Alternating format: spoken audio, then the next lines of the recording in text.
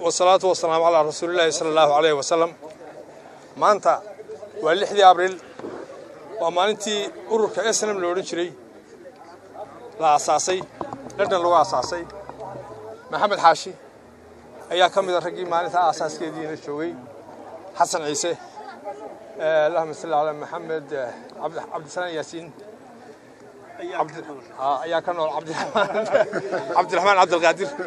waa maalintii asaaska SNM si arkaysan waxaanu galay madaxtooyada waxaanu qorray warqad ayaan madaxweynaha u qorray wixii SNM himeladeedu ay ahayd dagaalka SNM ahaa loo galay halku imika marayo dalka waxa ka jira ee anaga noo muuqday waxaanu tala moodnay ayaan warqad qorray taana madaxweynaha noo dhiibay ilaa aanu warqadda jawaabteeda helana wax faahfaahin aanu ka bixinaa ma jirto inta ka badan waxaanu tala moodnay ayaan madaxweynaha u gudbinay jawaabtiina waa ka sugaynaa hadii Allah jawaabta markaan gunteeda ama aanu helno jawaabteeda ama aanu weyno